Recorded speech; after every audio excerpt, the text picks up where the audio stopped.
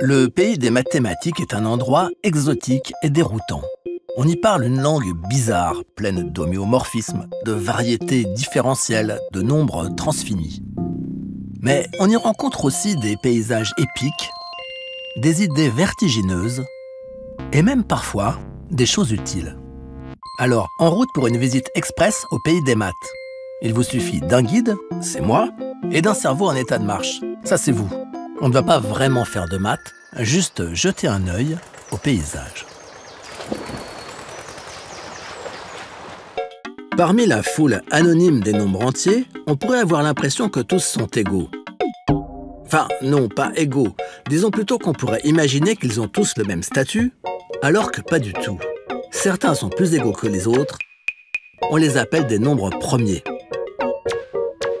Et premier, un nombre qui n'est divisible que par lui-même et par 1. 7 est premier, 11 aussi, mais 4 ne l'est pas et 15 non plus. Les nombres premiers sont les atomes, les éléments de base qui permettent de construire les autres par multiplication.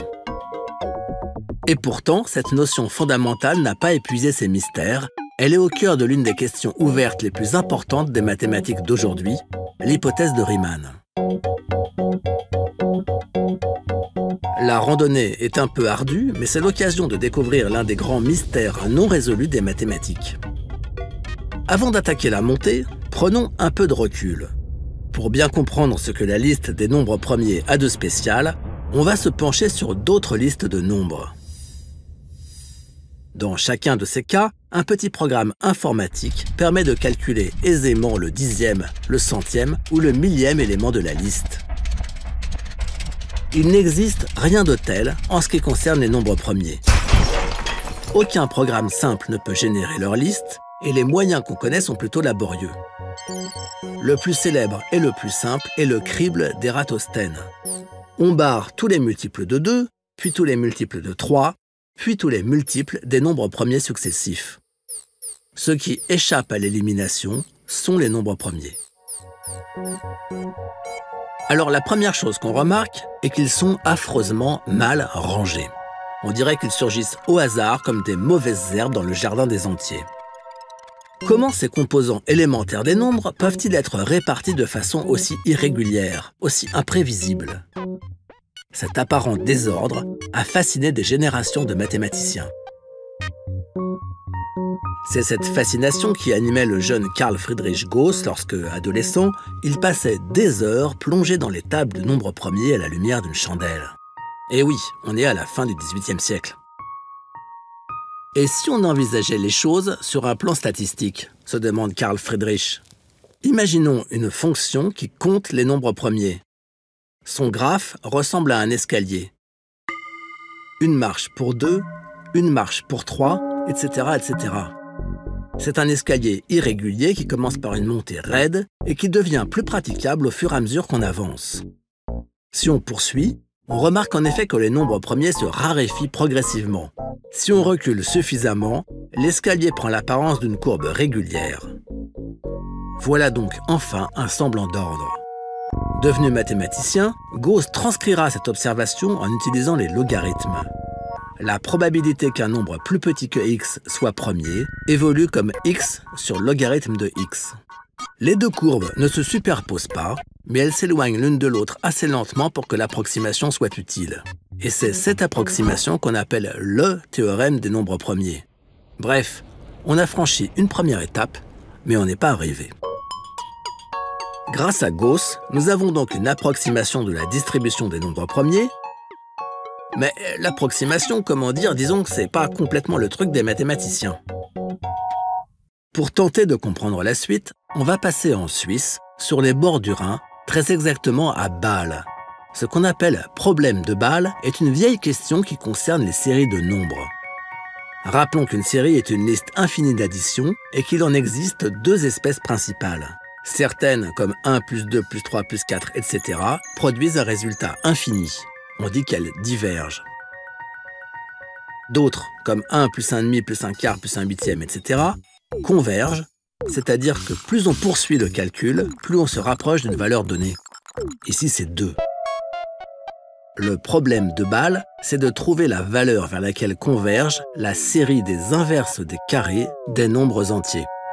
En 1741, le Suisse Leonhard Euler prouve que la série converge et qu'elle est égale à pi au carré sur 6.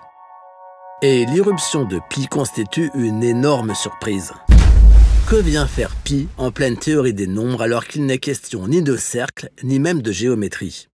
En attendant, Euler poursuit son travail sur les séries de fractions et il invente la fonction zeta qui généralise le processus.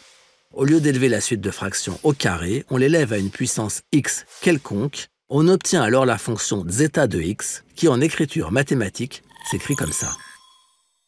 Alors je sais, vous allez me dire qu'on a complètement perdu de vue notre histoire de nombres premiers, qu'on s'est égaré par ma faute dans les jungles épaisses du pays des mathématiques et qu'on ne retrouvera jamais notre chemin. Mais si, vous allez voir. En reprenant le principe du crible d'Ératosthène, Euler a découvert une autre façon d'écrire zeta de x. Non plus une série infinie d'addition, mais une série infinie de multiplication faisant intervenir la liste de tous les nombres premiers à la puissance x. Et ça, c'est extrêmement bizarre, parce que la théorie des séries infinies appartient à l'analyse, et les nombres premiers à la théorie des nombres, deux branches des mathématiques tout à fait disjointes. Il semble donc que la fonction zeta constitue un lien souterrain entre les deux domaines. On pourrait donc imaginer qu'elle constitue le moyen de découvrir l'ordre caché dans la distribution des nombres premiers. Pour poursuivre, il va falloir faire un détour un peu expéditif par le plan complexe. Le plan complexe est une extension du domaine des nombres. Tandis que ceux qu'on utilise, vous et moi, les réels, se situent sur une droite, avec les positifs ici et les négatifs là-bas, les nombres complexes, eux, se répartissent dans tout le plan. Cette extension permettant de résoudre des équations qui n'ont pas de solution dans l'ensemble des réels a profondément changé les mathématiques, et l'un des personnages qui a le plus contribué à ce changement, c'est Bernard Riemann. Oui, en effet, il était temps de le rencontrer. En 1859, Riemann s'intéresse à la fonction zeta. Au lieu de la considérer comme une fonction des nombres réels, il l'envisage comme une fonction du plan complexe, et cette idée lui permet plusieurs avancées. D'abord, il trouve une meilleure approximation de la répartition des nombres premiers, qu'on note aujourd'hui RI de x, puis il se rend compte qu'il est possible de transformer la fonction RI de x en une description exacte de la répartition des nombres premiers. Mais la transformation fait usage d'un ingrédient spécial, les zéros de la fonction de zeta. C'est donc elle la clé qui pourrait révéler l'ordre caché parmi les nombres premiers.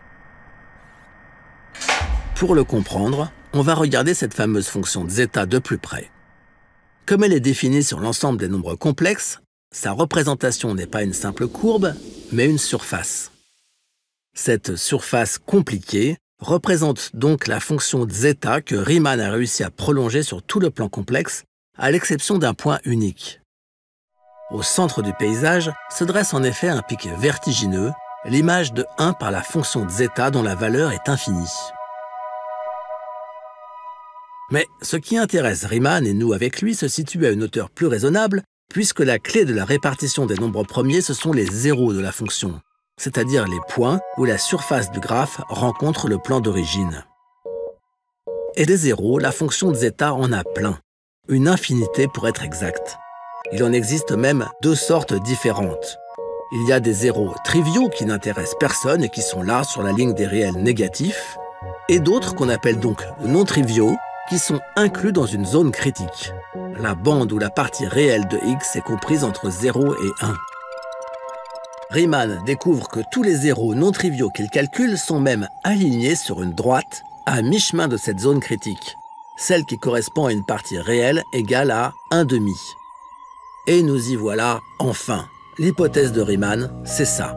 Elle affirme que tous les zéros non triviaux de la fonction zeta sont alignés sur cette droite à mi-chemin entre 0 et 1. Si l'hypothèse est vraie, la distribution des nombres premiers devient un peu moins mystérieuse. Mais l'article qui contient la fameuse hypothèse a été publié en 1859 et la situation, depuis, n'a pas beaucoup évolué. Riemann est mort à 39 ans sans avoir réussi à prouver son hypothèse. Depuis, on a calculé par ordinateur des milliards de zéros Tous sont alignés sur la fameuse droite critique. Mais en mathématiques, aucune vérification expérimentale ne remplace une preuve. Et malgré une quantité vertigineuse de tentatives, de résultats partiels et de faux espoirs, l'hypothèse de Riemann reste une hypothèse. Une hypothèse que la communauté mathématique considère unanimement comme vraie, mais une hypothèse tout de même. À ce jour, le mystère de la répartition des nombres premiers n'est donc pas encore résolu. Ce qui constitue d'ailleurs une formidable opportunité. Celui ou celle qui démontrera l'hypothèse ou sa négation gagnera immédiatement sa place au firmament des mathématiques mondiales. Alors allez hop, au boulot!